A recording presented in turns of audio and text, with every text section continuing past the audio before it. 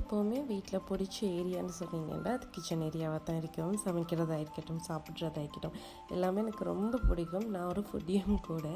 எல்லா சாப்பாட்டையும் அழகாக சமைச்சு அழகாக ப்ரெசென்ட் பண்ணி அதை டேஸ்ட் பண்ணி அதை பற்றி ரிவ்யூ வீட்டில் கொடுப்பேன். மற்றவங்கள்ட்டையும் அதை பற்றி ரிவ்யூ கேட்பேன், எப்படி இருக்குது, நல்லா இருக்குதா, அந்த மாதிரி.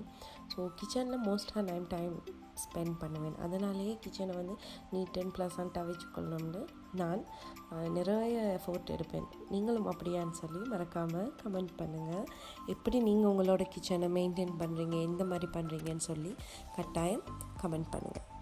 எப்போவுமே கிச்சன்ட்டு வந்து ப்ளசண்ட்டாக வச்சுக்கணும். திடீர்னு கிச்சனுக்கு நான் போனால் கிச்சன் வந்து அழகாக இருக்கணும், நீட்டாக இருக்கணும், அந்த மாதிரி நான் நிறைய ஆசைப்படுவேன். ஆனால் பார்த்தீங்கன்னா என்னோடய கிச்சனில் வந்து இந்த வெளில சும்மா நான் கப்பராத் பண்ணிடல. பட் அதையும் நான் டெக்கரேட் பண்ணி அப்படியெல்லாம் பீஸாக இருக்கணும், அந்த கிச்சன் எப்படிலாம் அழகாக இருக்கணும், நான் அந்த கிச்சனுக்குள்ளே போனால் எனக்கு இன்ட்ரெஸ்ட்டாக சமைக்கிறதுக்கு நினைக்கணும்ன்ற அந்த இதுக்காகவே வந்து நான் நிறைய கிச்சனை பற்றி சர்ச் பண்ணி அதை எப்படி டெக்கோர் பண்ணணும், இந்த மாதிரி நிறைய விஷயங்கள் நான் கிச்சனுக்காகவே டைம் ஸ்பெண்ட் பண்ணுவேன். எனக்கு பிடிக்கும். ஏன்னா பிடிச்சவங்களுக்காக பிடிச்சதை செஞ்சு கொடுக்கும் போது அதில் கொஞ்சம் எஃபோர்ட் இருக்கிறது, அந்த இடத்த சந்தோஷமாக வச்சுக்கொள்றதுல தவறில்லைன்னு நான் எப்போவுமே நினைப்பேன்.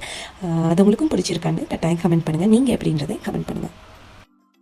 இவ்வளோ நேரம் தனியாக கிச்சனுக்குள்ளே கையாலுமே கத்தியாலும், அதாவது மீச கத்தியாலும் ட்ரை பண்ணி கொண்டு இருந்தேன். அது கஷ்டமாக இருந்துச்சு. ஸோ அருவ கத்தியை வெளியே வச்சு குயிக்காக வெட்டுறதுக்கு ட்ரை பண்ணது. குயிக்காகவே என்னோடய வேலை நடந்துருச்சு, வேலை ஃபாஸ்ட்டாகவே முடிஞ்சிருச்சு. ஸோ அதை க்ளீன் பண்ணிவிட்டு வந்து நல்லா நீட்டாக ரத்தமெல்லாம் போகிறதுக்கு நல்லாவே வாஷ் பண்ணிட்டேன். அதுக்கப்புறம் டூனா ஃபிஷ்ஷையுமே நல்லா வாஷ் பண்ணிட்டேன். அதெல்லாம் வாஷ் பண்ண மிச்சம் கஷ்டப்பட்டு பாருங்கள் இவ்வளோ நல்லா ஃப்ரெஷ்ஷாக இருக்குதுன்னு சொல்லி. இது பிள்ளைகளுக்கு மிச்சம் நல்லம்னு சொல்லுவாங்க.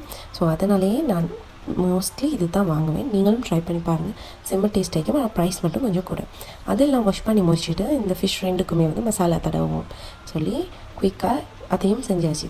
ஃபஸ்ட் பார்த்திங்கன்னா இந்த பொரிக்கிற ஃபிஷ்ஷுக்கு வந்து நல்லா கொச்சிக்கத்தூள், லைம், அதே போல் சால்ட், சில்லி டர்மரிக் பவுடர் எல்லாமே போட்டு நல்லா மிக்ஸ் பண்ணி வச்சுட்டு, என் டூனாக்கு வந்து நான் சமைப்பேன், சம்டைமில் பொரிப்பேன், ரெண்டுமே செய்வேன். அதனால் ஒரு கறிக்கும் செட் ஆகிற மாதிரி, பொரிக்கிறதுக்கும் செட் ஆகிற மாதிரி மஞ்சள் கொஞ்சமாக மிளகு கொஞ்சம் உப்பு போட்டு வச்சுட்டேன்.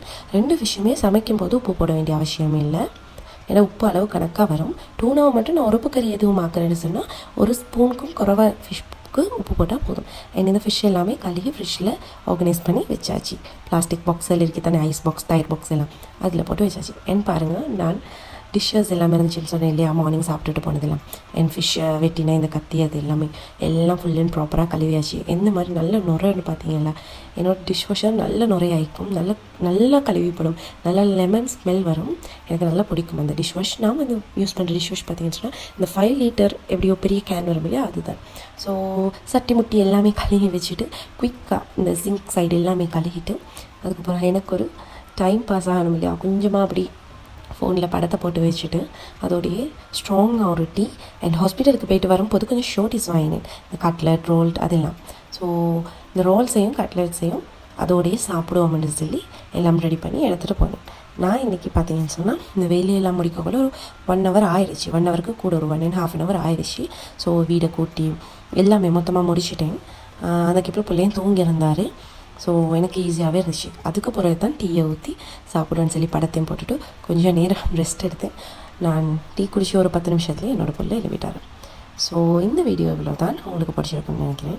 வேலை முடிச்சுட்டு பண்ணின வேலை tea and shorties with movie, Bigil movie. எனக்கு அந்த மூவி பிடிக்கும். இதுக்கு முதலையும் பார்த்தீங்கன்னா நான் அடிக்கடி அந்த மூவி பார்ப்பேன், எனக்கு பிடிக்கும், நல்லா மோட்டிவேட்டான மூவி. ஸோ இந்த கட்லெட் பார்த்தீங்கன்னா பொலஸ் cutlet, jackfruit cutlet. So இந்த வீடியோ இவ்வளோ தான், உங்களுக்கு பிடிச்சிருக்கேன். பிடிச்சிருந்தா லைக், சப்ஸ்கிரைப் பண்ணிடுங்க.